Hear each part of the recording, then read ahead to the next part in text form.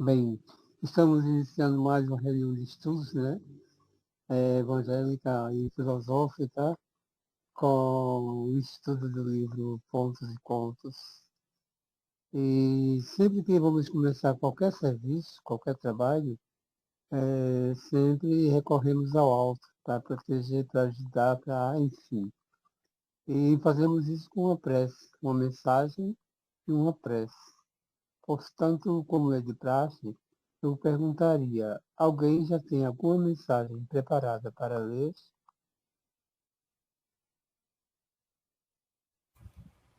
Posso ler, sim. Lenita faz a prece? Faço sim, faço. Pronto. Vamos. Então, eu vou ler aqui o Caminho, Verdade e Vida, de Chico Xavier, pelo Espírito Emmanuel. É o item 105. Nem todos. E aconteceu que, quase 8 dias depois destas palavras, tomou consigo a Pedro, a João e a Tiago, e subiu ao monte a orar. Está em Lucas capítulo 9, versículo 28. Digna de notar-se a atitude do mestre, convidando apenas Simão e os filhos de Zebedeu para presenciarem a sublime manifestação do monte, quando Moisés e outro emissário divino estariam em contato direto com Jesus aos olhos dos discípulos. Por que não convocou os demais companheiros? Acaso Filipe ou André não teriam prazer na sublime revelação? Não era Tomé um companheiro indagador, ansioso por equações espirituais? No entanto, o mestre sabia a causa de suas decisões e somente ele poderia dosar convenientemente as dádivas do conhecimento superior. O fato deve ser lembrado por quantos desejem forçar a porta do plano espiritual. Certo, o intercâmbio com esse ou aquele núcleo de entidades do além é possível, mas nem todos estão preparados a um só tempo para a recepção de responsabilidades ou benefícios. Não se confia imprudentemente um aparelho de produção preciosa cujo manejo dependa de competência prévia ao primeiro homem que surja, tomado de bons desejos. Não se atraiçoa impunemente a ordem natural. Nem todos os aprendizes e estudiosos receberão do além, no pronto, as grandes revelações.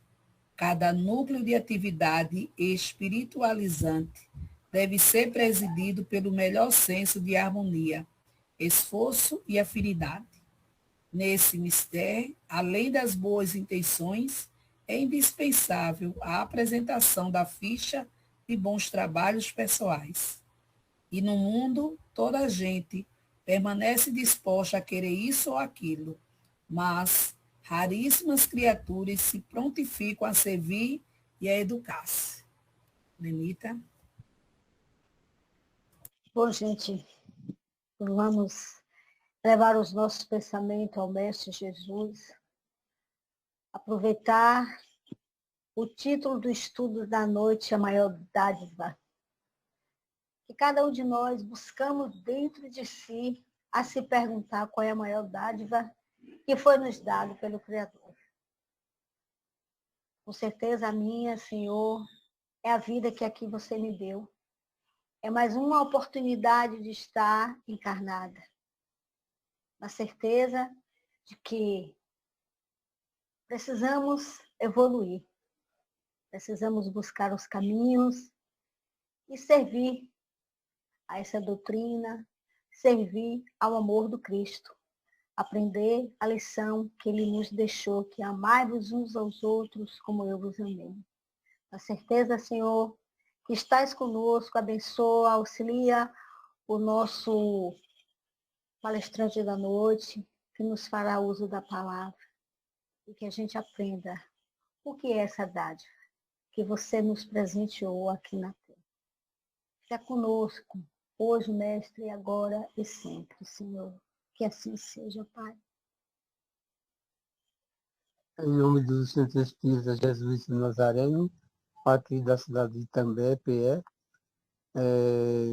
Cumprimentamos todos com frades e com freiras, com um bom estudo, que seja bem proveitoso. Para apresentar o nosso facilitador da noite de hoje, eu convido o seu Alberto. É Alberto, né? Alberto, com a palavra. Isso, seu Mara. Gente, boa noite a todos. Hoje é um dia especial porque, além de Adson ser palestrante espírita, divulgador da doutrina, pai de família, né? Pai, amigo, é um cidadão de bem e, em especial, eu fico feliz por compartilhar com esse amigo aí esse momento de estudo, né? Então ele é tudo isso aí. Se ele quiser acrescentar mais algum valor que ele já adquiriu, fica com ele. Jesus te abençoe, meu amigo. Tudo de bom para você. Muito bem, muito bem. Agradeço a senhor Mário e Alberto e vou completar as palavras de Alberto, das minhas credenciais. Sou apenas alguém que se esforça para oferecer algum plantio. Os senhores perceberão que a minha contribuição vai ser muito frágil em função das minhas possibilidades exíguas. No entanto, nos explicou Jesus que tudo na vida é uma questão de esforço. Então, assim, estamos nós aqui, eu do lado de cá, para falar um pouco com a condição que eu puder, e os amigos do lado de lá, para refletir e poder acrescentar em suas vidas, em suas experiências, nas oportunidades que Deus lhes dará. Não é assim que acontece? Então, para começar a nossa conversa, nos foi dado um tema que me encantou, porque, naturalmente, refletiu-se diretamente na minha vida, a exemplo do que acabamos de falar. O texto do irmão X, que sabemos ser Humberto de Campos, a exemplo de outras histórias, vai além do que, muitas vezes, o evangelho narrado por aqueles que os escreveram explica. Por exemplo, falamos aqui da maior dádiva. Ele coaduna com o evangelho de Marcos, com o óbolo da viúva. Mas o óbolo da viúva, especificamente, fala de um trecho onde Humberto de Campos, com a permissão que tem do alto, vai um pouco além na explicação que dá àqueles que querem ouvir. Porque para aprender tem que querer, não é? Então, para aqueles que querem entender o resultado da lição moral Humberto de Campos, esse espírito singular, na minha opinião, nos trouxe nesta noite uma pérola para que possamos aqui discutir. O texto do livro já informado Pontos e Contos é o capítulo 8, intitulado A Maior Dádiva. em palavras, com as minhas próprias emoções, o texto fala da experiência que teve Jesus e os seus amigos na romagem terrestre, quando numa festividade do templo, não é, dos fariseus daquela época, pôde observar o comportamento das criaturas quando ofereciam os seus óbolos, quando ofertavam as suas oferendas, não é? E observei, por exemplo, que um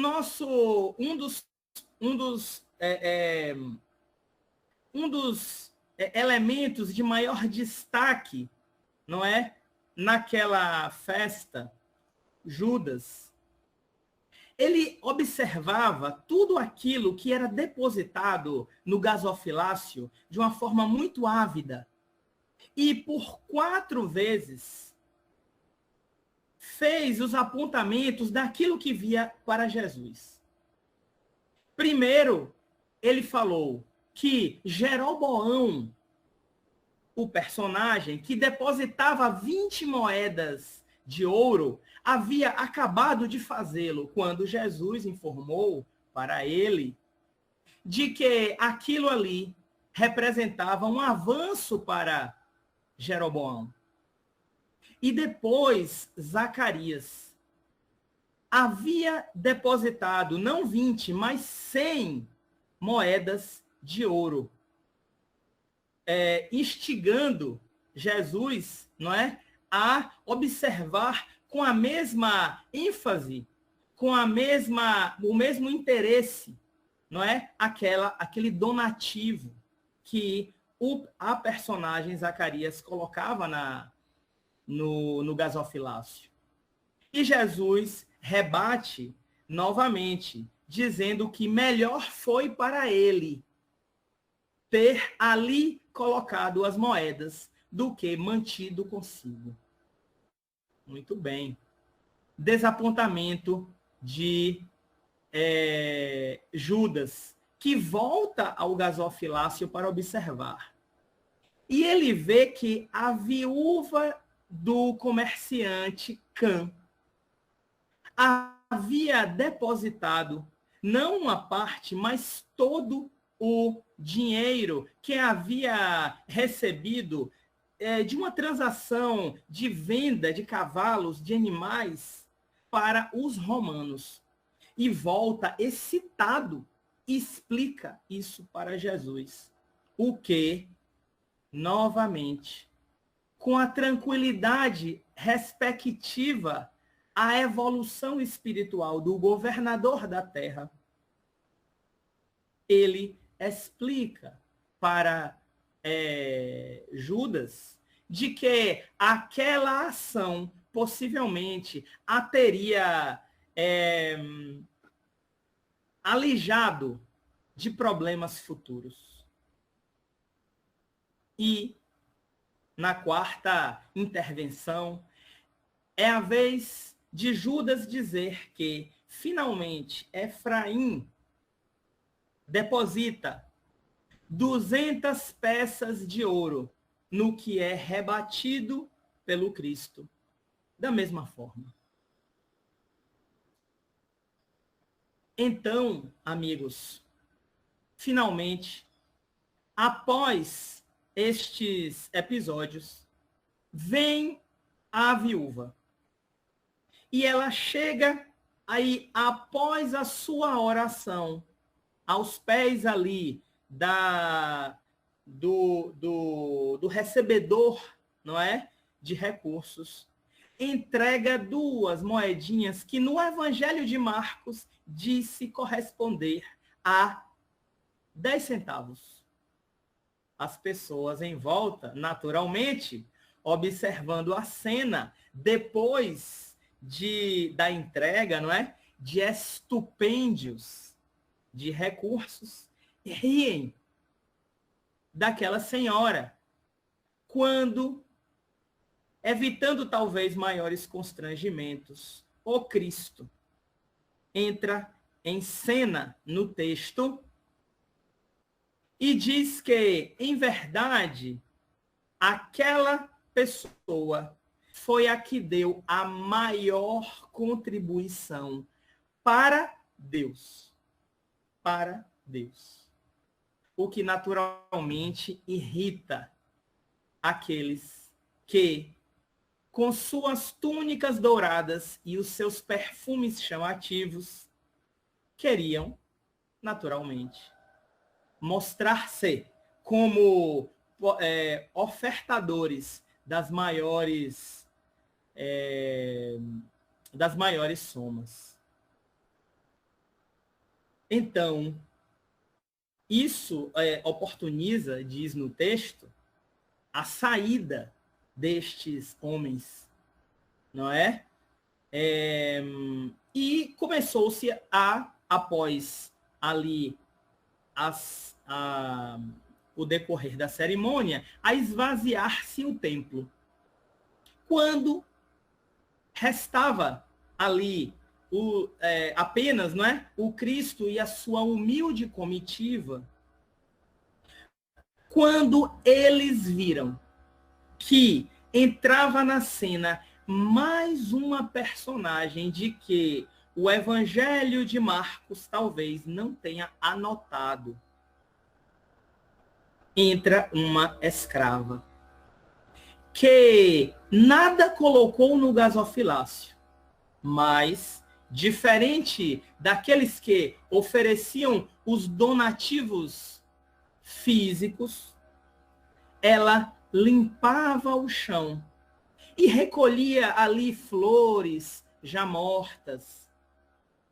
E, igualmente, removia escaras, removia os produtos daqueles que ali doentes deixavam no ambiente. Estas emulsões de parasitas. Então, Pedro, curioso, como sempre, né? Pedro pergunta se a viúva, aquela viúva que depositou o seu pequeno óbolo, foi a que, naquela oportunidade, ofereceu a maior oferta naquele episódio, naquele evento. Então, Jesus explica que o aporte da escrava, que a maior benfeitora daquele episódio, naturalmente, não foram os fariseus, e como se esperava, não foi a viúva. A viúva deu o maior aporte do que os fariseus. Mas, naquele episódio, no templo, quem deu a maior oferta foi quem ofertou o seu suor e o seu esforço. E termina o texto. Meus amigos, para nós que somos filhos espirituais, de espíritos interessados no nosso progresso, este texto, ele seguramente nos chama ao coração. Porque na vida material que vivemos, tudo tem uma conotação física. Tudo tem um interesse imediato físico, não é? Você veja, na nossa vida, somos defrontados com a necessidade de compras, de pagamentos, necessidade de operações, tudo respectivo à nossa sobrevivência tem um caráter material, não é? Mas não podemos nos esquecer que, embora seja fato, embora realmente estamos no mundo material e vivemos o mundo material, mas nós não estamos aqui apenas para isto. E a escrava que no templo ali trabalhava fatigada, dobrada pelo trabalho, derramando o seu suor para Deus, segundo Jesus. Foi aquela que ofereceu a maior conta. Porque, embora estejamos no mundo material, o nosso objetivo, a nossa atenção última tem que ser moral. Necessita ser diferente da avaliação daqueles que apenas observam as aparências e não os conteúdos. E isso em nossa vida, segundo os Espíritos, tem que ser uma preocupação constante, porque precisamos criar hábitos que nos façam naturalmente observar o mundo sem óculos que nos façam distorcer aquilo que estamos vendo. Me lembro aqui até de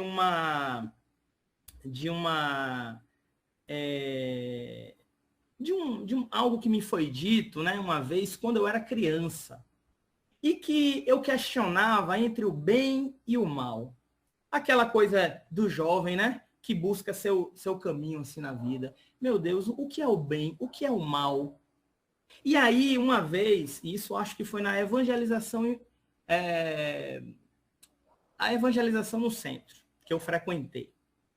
E aí me falaram uma coisa assim, olha, aquele que você escuta uma vozinha para o bem e uma vozinha para o mal. Aquele que você alimentar é aquele que vai te puxar para o caminho que você vai seguir. Com a naturalidade simples assim, né? E eu fiquei com isso no coração. Falei, gente, então quer dizer que temos aí as intuições, não é? Além das nossas, que já trazemos para aqueles que me ouvem e que são espíritas, que já estão familiarizados com a reencarnação. Então, pensava eu, não é? Então, eu já tenho uma herança de impulsos que eu preciso compreender melhor, que eu preciso digerir, que eu preciso modificar com a tranquilidade dos dias, quando embutir essa naturalidade de alimentar a vozinha do bem no meu dia a dia. E isso é o hábito. E isso vim entender eu depois, né? Que era o tal do hábito que nos faria, com a naturalidade necessária, avançar no caminho de Deus. Então, como tudo entre nós é material, e o mestre que nos traz a proposta do amor como sendo o nosso salvo-conduto para os ambientes superiores, pensava eu que deveria, ao longo da vida, buscar tudo aquilo que fosse a mensagem por trás da mensagem, para identificar a proposta do amor em tudo. Em tudo. Inclusive, eu pensando assim, né? Como nós somos materiais, vocês sabem como surgiu a ideia do amor antes de Jesus? Foi nos mitos, não é? Onde os gregos explicavam tudo em volta através dos mitos, através das explicações, muitas vezes materiais, mas que abriam caminho para o que o Cristo posteriormente viria e veio a explicar e trazer à humanidade, não é?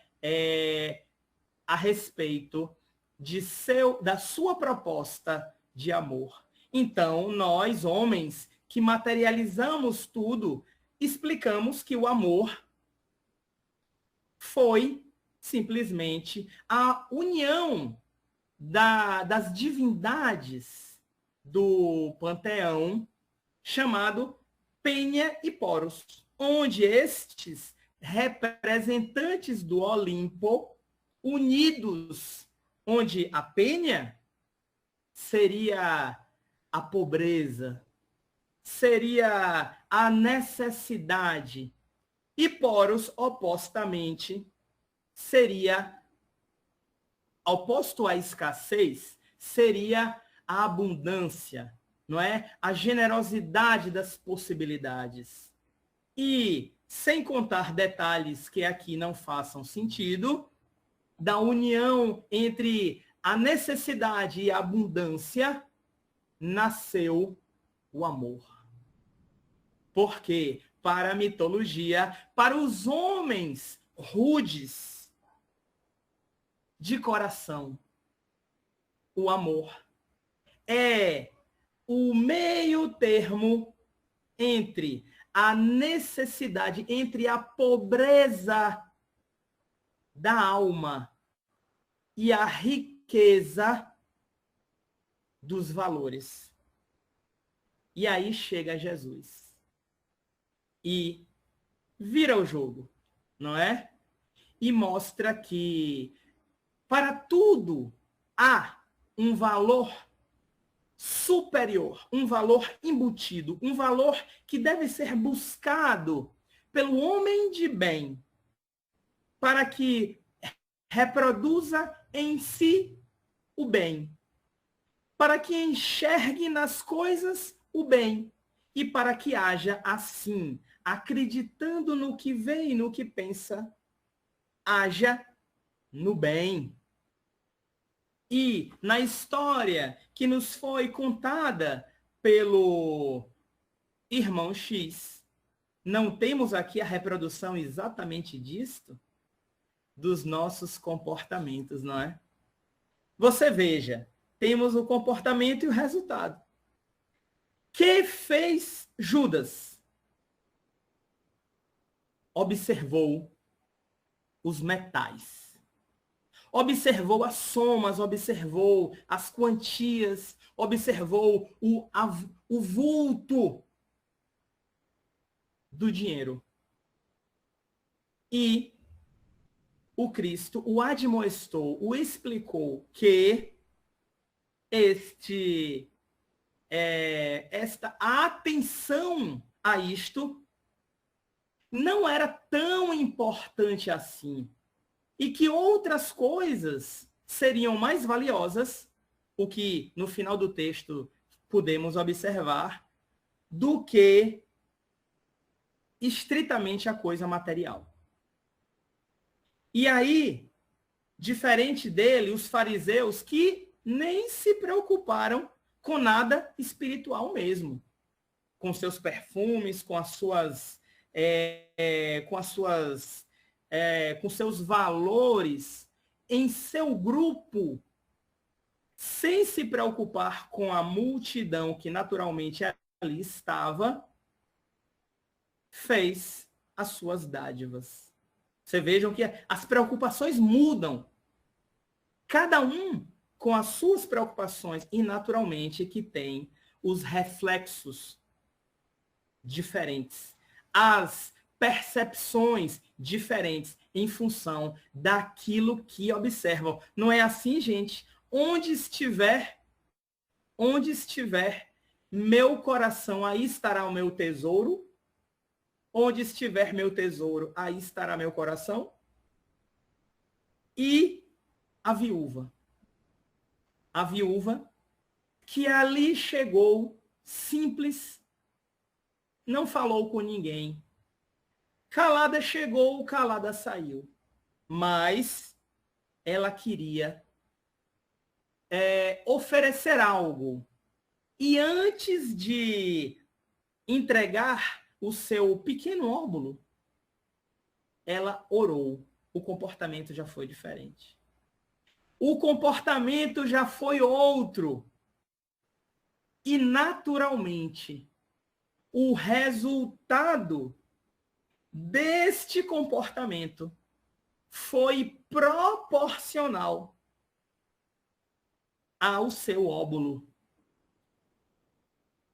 E talvez estas duas moedinhas tenham o que ela ofereceu, oferecendo do jeito certo. Atenção, porque precisa da moeda? Precisa, porque a vida é material, mas não apenas material, não é? Por isso que nós,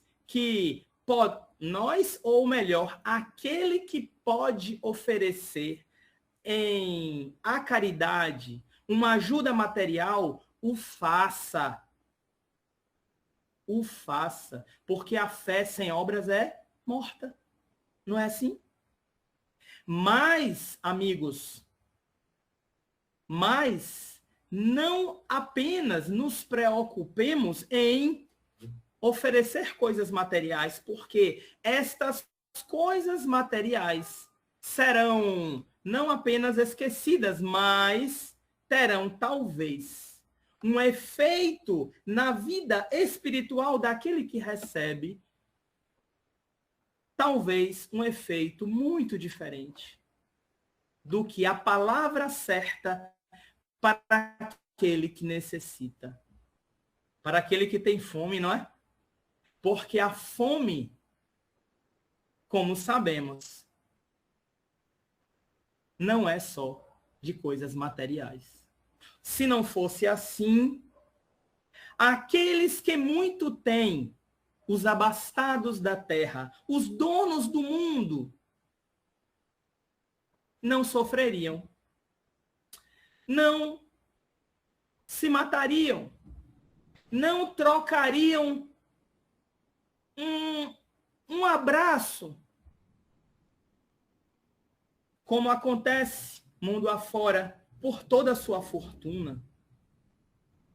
O que prova que a natureza da nossa estada é uma natureza para aquisição de valores imperecíveis, para que possamos ter estes valores, para que possamos adquiri-los, vivendo uma vida material. Sim, vivendo uma vida material, temos que nos preocupar também com a nossa vida espiritual, com a nossa vida das coisas que não podem ser muitas vezes contadas e que, não raro, não devem nem ser ditas. Porque esta fome que o homem tem de coisas espirituais, não raro, ele se envergonha. Não é assim?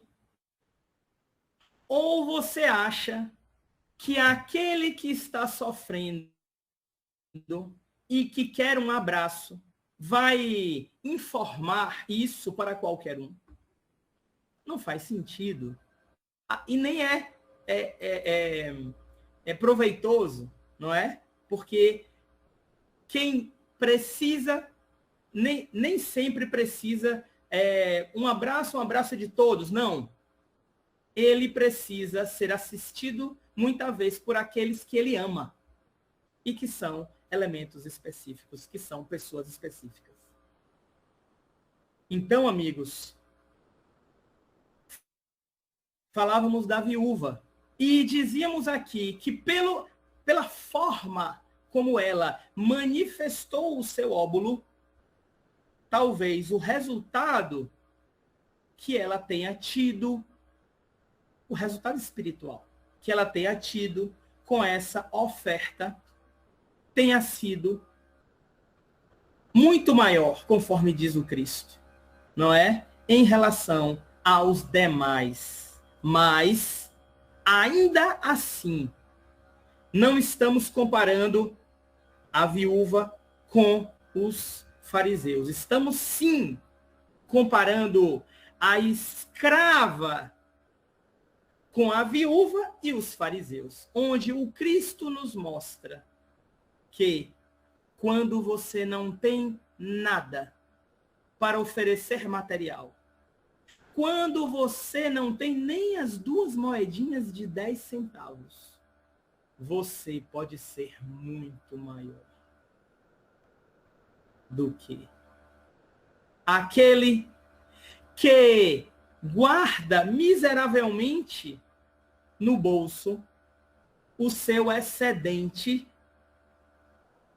e evita oferecer, duvidando, inclusive, da providência divina, não é?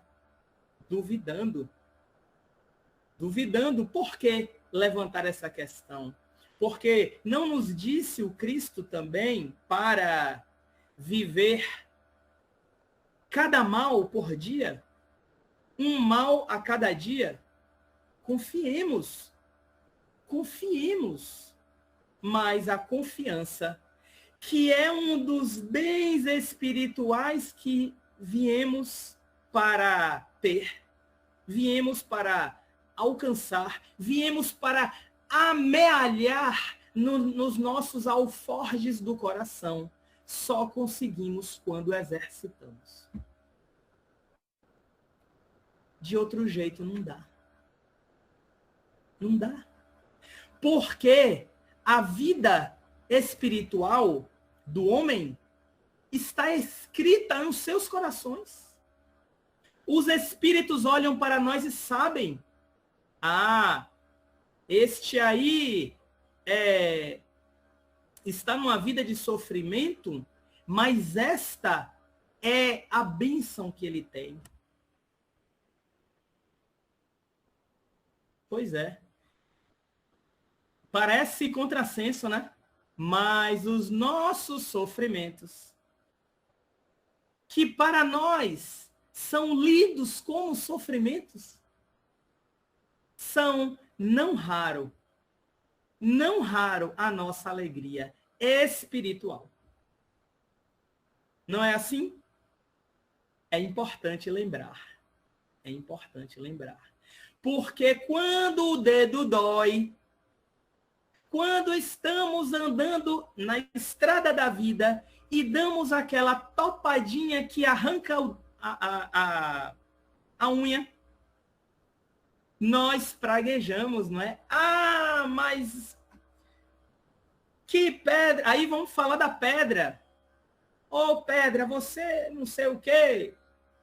Mas daqui a 200 anos, vamos olhar para trás e vamos ver que aquela pedrinha quem colocou na vida fomos nós. Na medida que plantamos os nossos problemas em nossos corações, porque atenção, amigos, atenção para tudo, porque se eu falei de sofrimento, antes deveríamos ler nesta oportunidade que o sofrimento é a leitura que nós fazemos, porque não deveria ser um sofrimento. E isto é o que nos diferencia, talvez, de habitantes de outros planetas, como Marte, que é o nosso vizinhozinho aqui, né? Marte, tá no sistema, né, solar. E que já sabemos também pelos textos de Humberto de Campos, que é um planeta, uma comunidade que está à nossa frente, ó, há muito tempo. E que, enquanto nós estamos aqui nos degladiando, se vamos jogar a bomba ou se vamos explodir o outro vizinho, eles estão orando por nós, para que nós nos acalmemos um pouquinho mais e paremos de prejudicar o sistema solar com as nossas emanações fluídicas, igual o vizinho que fica até 2 horas da manhã ouvindo música alta. Eu acho que isso nunca aconteceu com vocês. Então, se os gregos já se preocupavam em descrever o amor como coisa frágil, como questão que depende do ponto de vista de quem vê, porque é material. Ah, eu estou apaixonada por aquele homem lindo. Ou estou apaixonado por aquela mulher especial. Mas que na ótica do amor do Cristo, tudo isso é secundário. Porque, inversamente, agora, não precisa ser o homem lindo nem a mulher linda. Pode ser o homem horroroso e a mulher horrorosa. Porque a visão não é mais física. A visão é espiritual. E assim, aqueles que estiveram juntos no passado retornam com os sofrimentos que cada um cria para si, mas eles se conhecem. Eles sentem atração um pelo outro. Por quê? Porque é o amor com A maiúsculo, não o amor com A minúsculo. Independe se tem dente ou não tem dente na boca. O que apenas depende é se no coração existe espaço para recomeçar. Se existe espaço para, mesmo fora das condições ideais que a sociedade costuma definir ali no Instagram, se nós podemos recomeçar, não com essas condições ideais, mas com as condições menos ideais mesmo, mas com a confiança. Uma confiança de que, se eu fizer o meu melhor, o resultado vai ser o melhor também. E, no texto de Humberto de Campos, ele nos explica que, não raro, o melhor é com suor. O melhor não é pedindo para alguém fazer por nós. O melhor é nós mesmos fazermos por nós. Como? Em casa, na família, paciência. Ah, mas não vamos aceitar tudo, nem deve. Mas tenhamos espaço no coração para o perdão, para recomeçar. Na sociedade, ah, mas eu não vou aceitar esse insulto, nem deve. Mas não devolvamos o mal com o mal. Esperemos mais um pouquinho, quem sabe ele não refaz o pensamento. São pensamentos sofisticados da proposta de Jesus. Talvez desta forma as sociedades não estariam em guerra hoje, porque estariam esperando mais um pouquinho para que o chanceler voltasse com uma proposta menos desafiadora. Não é? Não é assim? E, amigos, a construção moral que nós estamos aqui buscando, talvez seja a matéria-prima, o tijolo que vamos utilizar para ascender, para construir a nossa escada em direção a Deus. Talvez seja esse, melhor dizendo, o pensamento que deveríamos ter todas as manhãs. E aqueles fariseus, naquela época tão difícil da humanidade, sem coisas materiais que facilitassem a vida. Sim, porque ter internet é muito bom, ter gás para fazer a comida é muito bom, ter luz elétrica é muito bom, ter um carro é muito bom, ter um avião é muito bom, ter roupas confortáveis é muito bom. São muito boas, né? Mas não podemos nos esquecer que antes de tudo isso, é urgente para nós, para quem tem juízo, que nós busquemos a construção de nossos valores morais.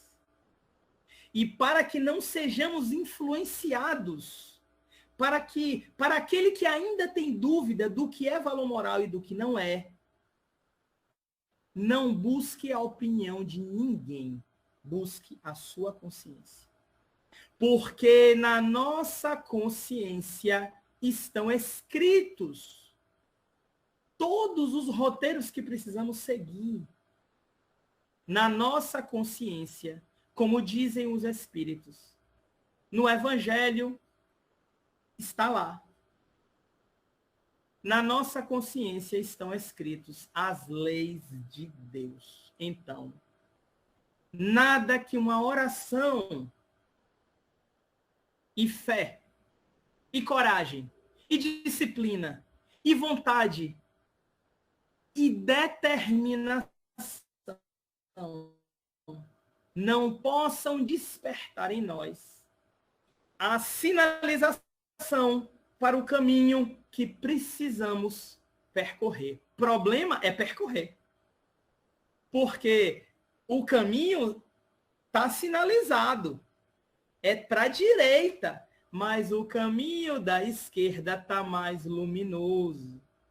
Com os flashes e com tudo aquilo que o mundo oferece, como tinham os fariseus ali, não é? Apenas precisamos ter olhos, amigos, para ver o que estamos fazendo aqui. Se vamos agir entregando nosso suor na luta diária para transformarmos-nos, ou se vamos apenas deixar ali em cima do gasofilácio as moedinhas de ouro como os fariseus e vamos continuar sendo exemplo de inferioridade no mundo.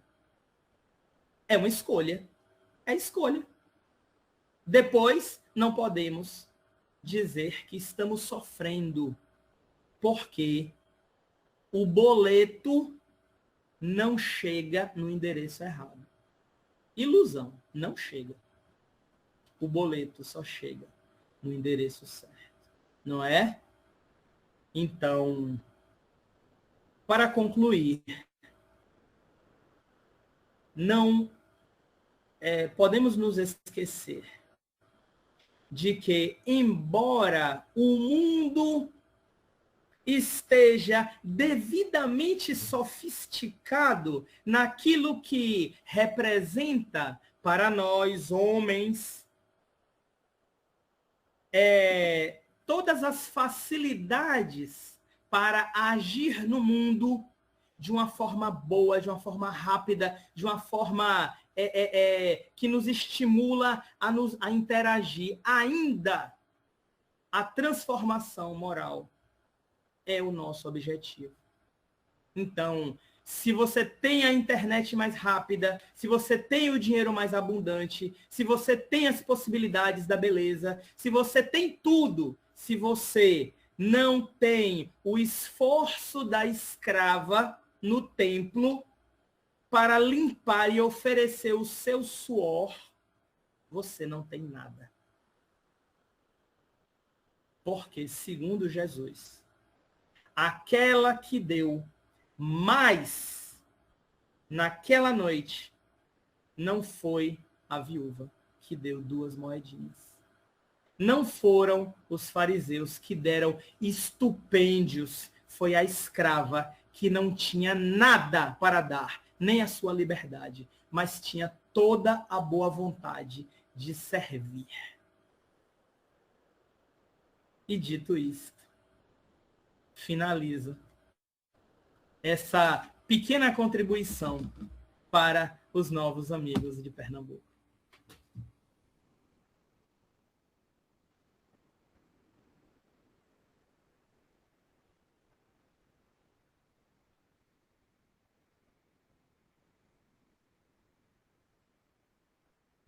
Bom, qual seria a continuidade? Podemos interagir. Então, fico à disposição dos amigos para até reflexões mais acertadas a respeito do que eu falei. Que tal? Eu vejo... Sou Tereza, tá? Boa noite, pessoal. A maior dádiva, né? E aí a gente viu aí que a maior dádiva foi a da escrava. Por quê? Porque ela doou algo de si, não foi nada materialmente falando.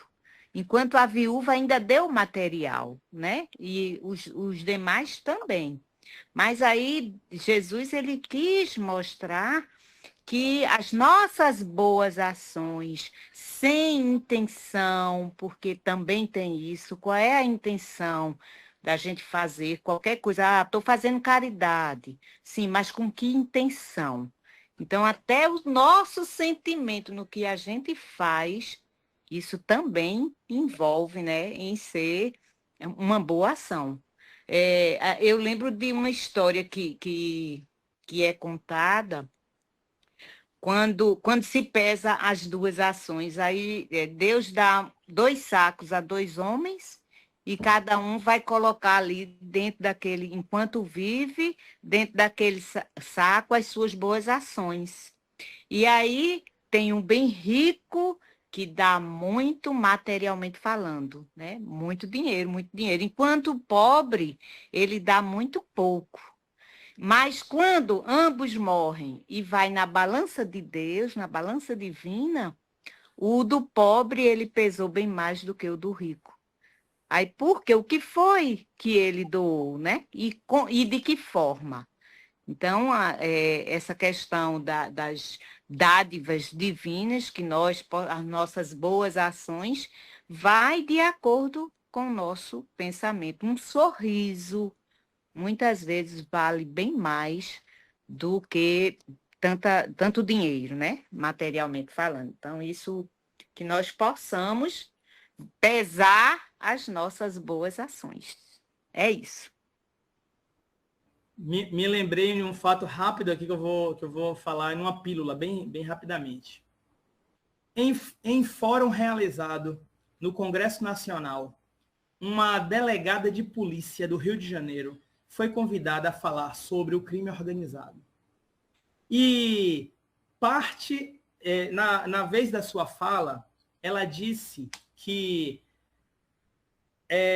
as atrocidades cometidas contra a pessoa humana no Rio de Janeiro, nessa época, que isso é recente, tá? Eu não me lembro dos nomes, mas eu me lembro do fato. Então, que as atrocidades acontecidas pela contra as pessoas, por exemplo, moradores de rua, que tem acontecido no Rio de Janeiro hoje, como, por exemplo, o fato recente, de coisa de 1 ano ou 2 anos atrás, de que as pessoas atearam fogo num mendigo, numa praça. Não sei se vocês lembram. E outros fatos hediondos, dizia ela, não são acometidos pelo delinquente das favelas.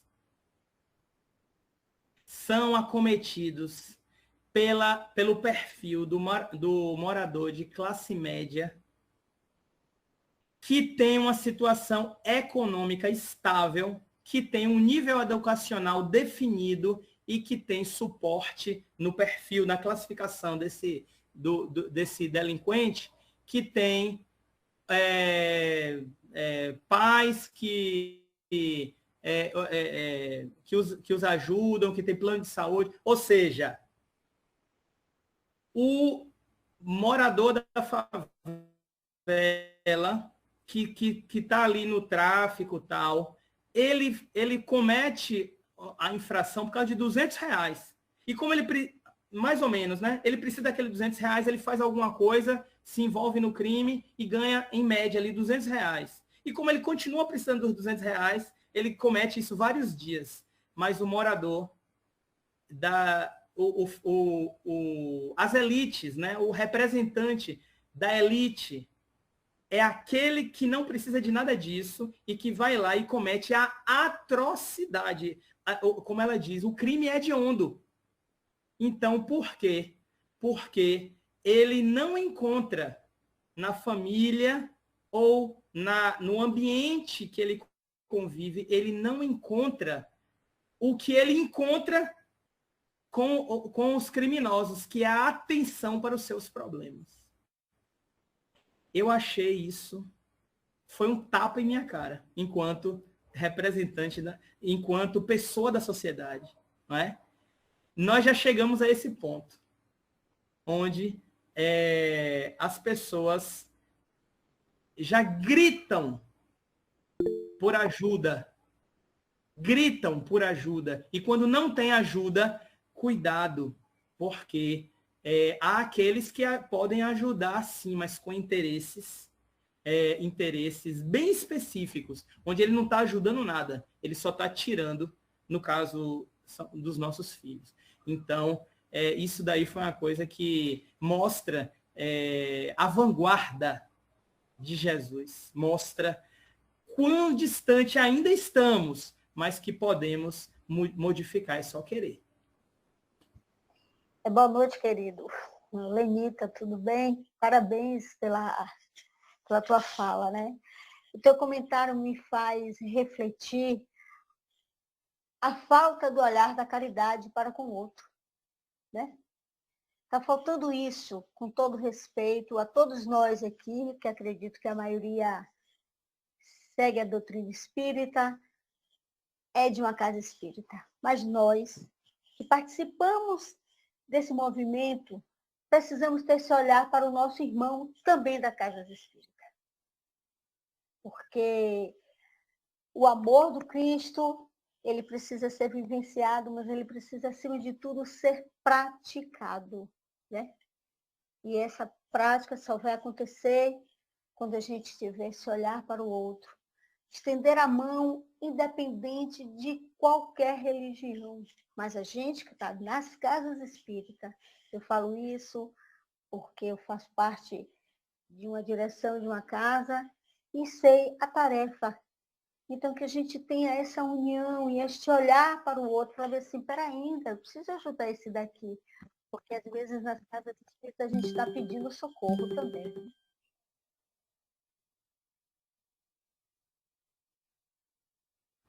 Exatamente. Exatamente. O pensamento... Todos estamos juntos, né? Todos estamos, na verdade, no mesmo barco. No mesmo barco.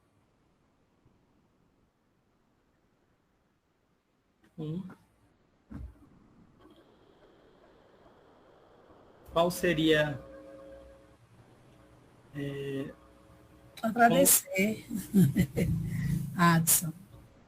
Agradecer pelo momento, né, que trouxe reflexões sempre oportunas, né? Alberto, não sei se também ia dizer alguma coisa e eu tomei a fala. Eu só ia fazer uma pergunta para ele bem simples assim. O Adson, parece que Jesus ele criou assim uma hierarquia de dádivas. Ele começou ali com o ouro, ao qual nós pensamos que é a maneira mais, né, fácil e prática de resolver um problema de alguém, e depois ele leva para um outro tipo de doação, que é aquela que não tem nada a ver de material. Então, eu acho que ele criou aí uma hierarquia da caridade na visão justamente dessa, da verdadeira caridade, não é isso? Interessante, Alberto.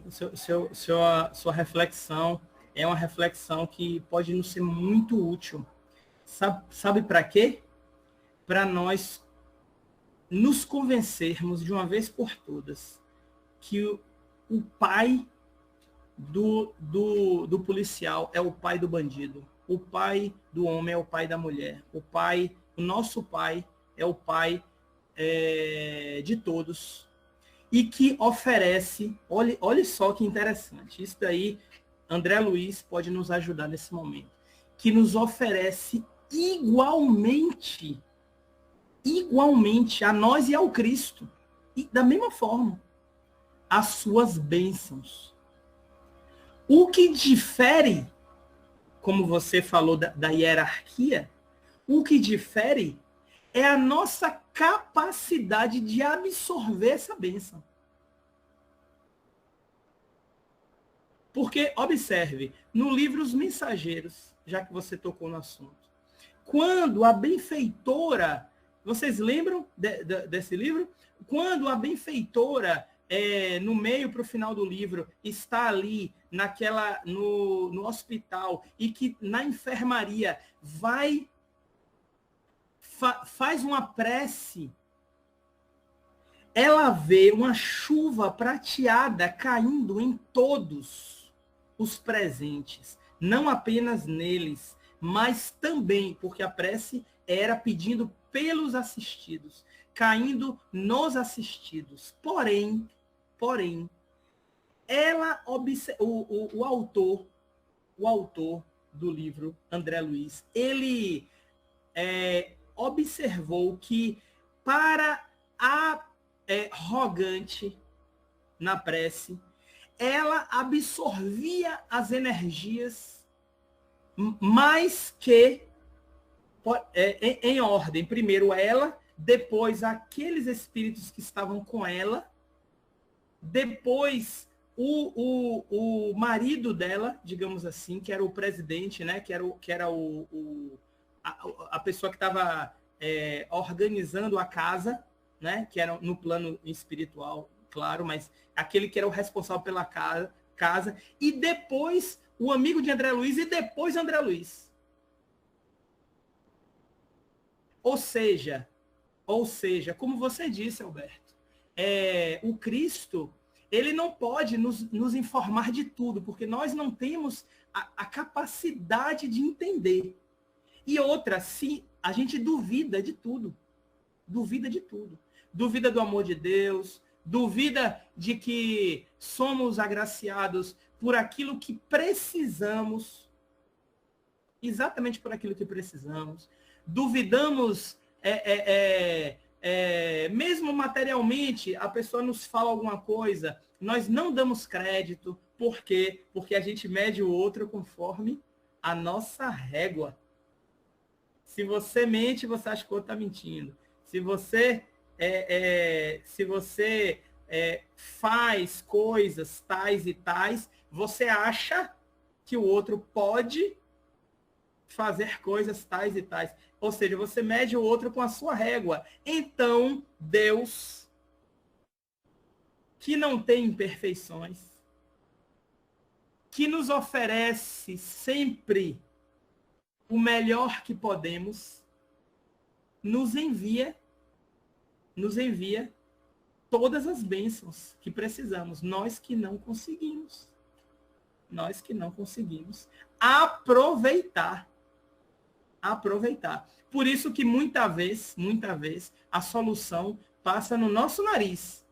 Mas a nossa falta de inteligência, a nossa falta de amor, a nossa falta de atitude, não é, em relação às soluções de nossos problemas, não nos faz aproveitar.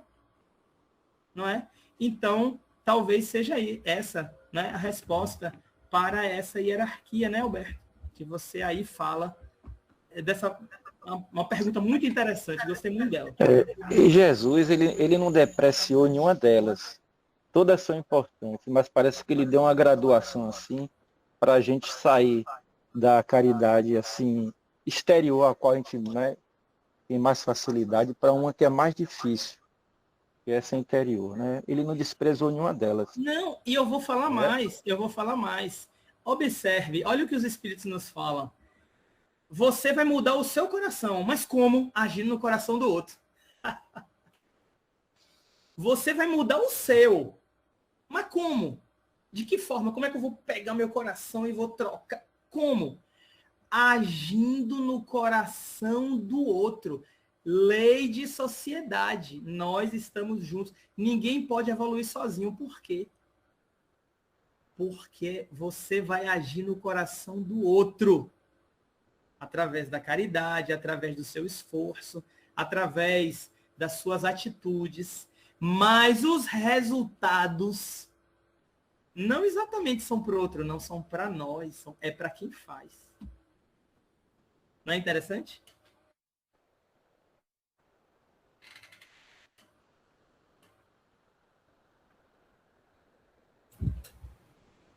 Seu Mário.